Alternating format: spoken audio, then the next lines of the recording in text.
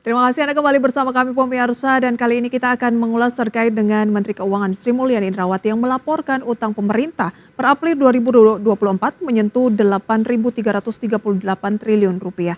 Lebih rinci, utang pemerintah tersebut terdiri dari surat berharga negara 7.300 triliun rupiah dan dari pinjaman sebesar 1.005 triliun rupiah. Utang pemerintah menyentuh 8.338 triliun per April 2024. Angka ini naik dari bulan sebelumnya yang mencapai 8.262 triliun rupiah. Dalam rapat bersama Komisi 11 DPR RI, Menteri Keuangan Sri Mulyani mengatakan, utang pemerintah mayoritas dalam bentuk surat berharga negara, sedangkan sebesar 12,0% dari utang tersebut dalam bentuk pinjaman. Rinciannya 7.333 triliun berasal dari surat berharga negara, 1.005 triliun berasal dari pinjaman. Dari total profil utang pemerintah kita berdasarkan mata uang. Jadi kalau dari 8.300, 5.935 adalah triliun itu adalah dalam bentuk rupiah. Sedangkan sisanya yang nomor 2 terbesar adalah US dollar 1,713 ini dalam rupiah berarti, dan kemudian mata uang yang lain relatif kecil. Kita terus melakukan juga diversifikasi, makanya kalau dalam global bonds kita itu biasanya kita mengissue dalam bentuk bonds yang denominasi dolar, Jepang maupun dalam bentuk euro. Adapun rasio utang mencapai 38,64% terhadap produk domestik bruto per akhir April 2024. Lebih lanjut, jumlah utang jatuh tempo pemerintah pada 2025 yang harus dibayarkan mencapai 800 triliun rupiah. Utang jatuh tempo itu terdiri dari 705,5 triliun SBN dan 94,83 triliun rupiah pinjaman. Tim Liputan, IDX Channel. Itu dia pemirsa, tema kita kali ini adalah terkait dengan utang pemerintah yang tembus 8.300 triliun rupiah. Menteri Keuangan Sri Mulyani Indrawati menekankan bahwa kepercayaan market sangatlah penting dalam pengelolaan utang, sehingga momentum tersebut harus terus dijaga bersama-sama oleh seluruh pihak. Yang merujuk pada data Kementerian Keuangan, jatuh tempo utang pemerintah pusat pada tahun 2025 mencapai 800,33 triliun rupiah yang terdiri dari pinjaman sebesar 94,83 triliun rupiah dan SBN 705,5 triliun rupiah. Dan di tahun depan porsi jatuh tempo SBN terhadap outstanding utang mencapai 88,28%. Adapun pemirsa terkait dengan pokok yang jatuh tempo, Sri Mulyani mengatakan bahwa risiko yang dihadapi oleh suatu negara bukan terletak pada magnitudenya, melainkan apakah negara tersebut mampu melakukan revolving. Menteri Keuangan mengingatkan tingginya utang jatuh tempo pada 2025 hingga 2027 turut didorong oleh faktor pandemi COVID-19. Dan lebih lanjut pemirsa, Sri Mulyani mengatakan bahwa tingginya utang jatuh tempo pada 2025 hingga 2027 tidaklah menjadi masalah selama persepsi market terhadap APBN, kebijakan fiskal, ekonomi, dan politik tetap sama, kecuali jika investor menilai kondisi Indonesia sudah tidak stabil. Dan dari sisi utang pemirsa, kita akan bergeser ke defisit APBN 2025, di mana Bappenas mengusulkan defisit tahun depan dapat diturunkan. Lantas, seperti apa usulan pemangkasan defisit menurut Bappenas? Berikut kita simak informasinya.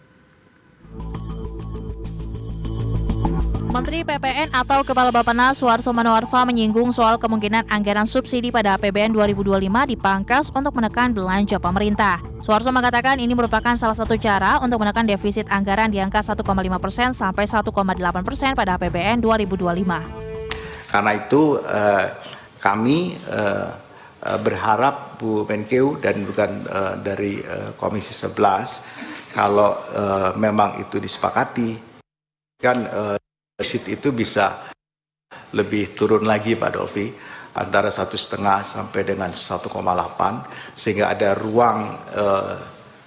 ruang fiskal pemerintahan yang akan datang kalau akan menggunakan pasal itu. Kepala Bappenas mengatakan pemangkasan anggaran subsidi hanya salah satu contoh sebab masih banyak program-program belanja lainnya yang bisa dipangkas agar defisit bisa diturunkan.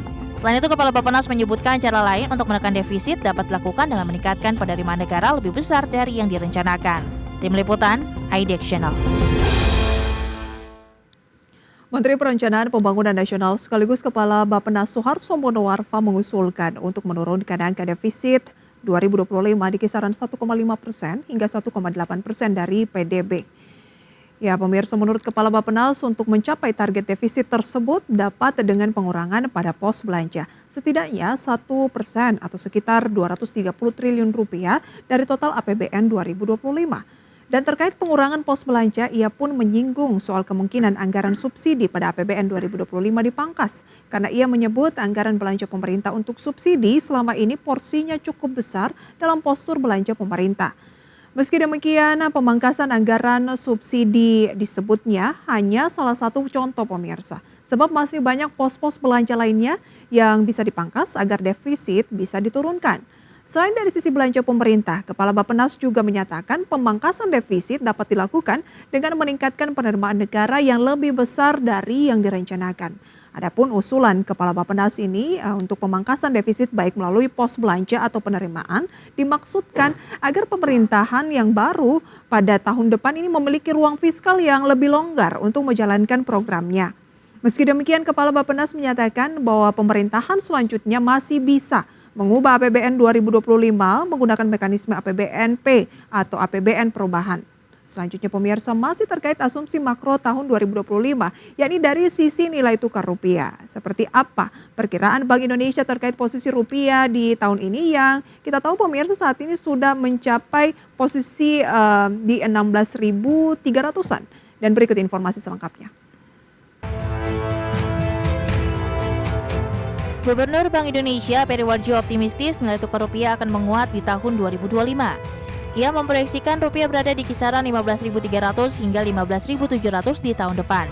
Gubernur Bank Indonesia menjelaskan penguatan nilai tukar rupiah sejalan dengan adanya kejelasan penurunan suku bunga acuan Amerika Serikat atau Fed Fund Rate di tahun depan, serta masuknya kembali aliran modal asing ke Indonesia.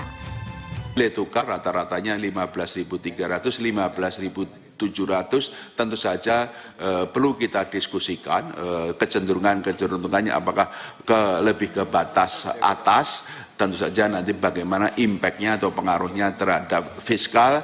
Tapi kalau mengenai inflasi 1,5 sampai 3,5 itu sesuai sasaran yang sudah disepakati bersama antara pemerintah dan Bank Indonesia. Lebih lanjut, demi menstabilkan nilai tukar rupiah, Bank Indonesia terus mengoptimalkan seluruh instrumen moneter yang tersedia.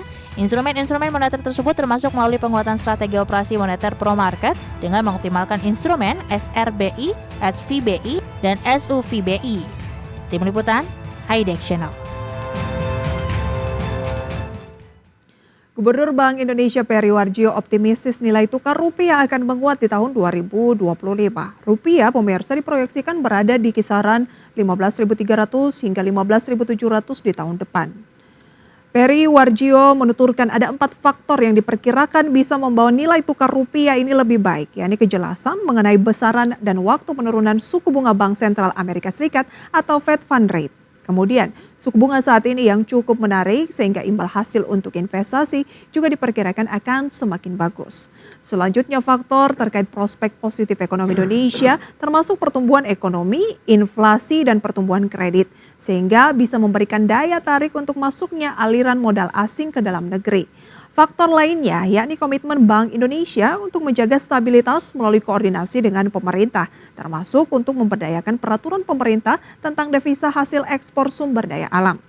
Sementara itu, pemirsa, untuk perekonomian, Gubernur Bank Indonesia memproyeksikan pertumbuhan ekonomi Indonesia akan berada di kisaran 4,8% sampai dengan 5,6% pada tahun 2025 atau lebih tinggi dibandingkan 2024 di kisaran 4,7% hingga 5,5%. Terkait pertumbuhan ekonomi, Peri Warjio mengatakan realisasinya akan ditentukan oleh kebijakan fiskal yang akan dijalankan oleh pemerintahan baru. Nah, itu dia, pemirsa, ya. Bagaimana Anda menilai kira-kira peluang dari perekonomian Indonesia di tahun 2025? Dari Bank Indonesia sih optimis akan ada peningkatan dibanding dengan tahun 2024 dan rupiah yang saat ini melemah di 16.000, semakin dekat 16.300 ini kemungkinan akan mengalami penguatan. Tapi itu dia tadi, ya. Postur dari utang pemerintah yang juga akan jatuh tempo cukup besar di tahun 2025 patut menjadi perhatian. Tetapi ya disampaikan oleh Sri Mulyani bahwa sebenarnya ini masih cukup terjaga. Nah, pemirsa, itu dia informasi di segmen ini. Kami akan hadirkan update informasi dari emiten dan informasi lainnya usai jeda. Tetaplah di IDX Station Closing.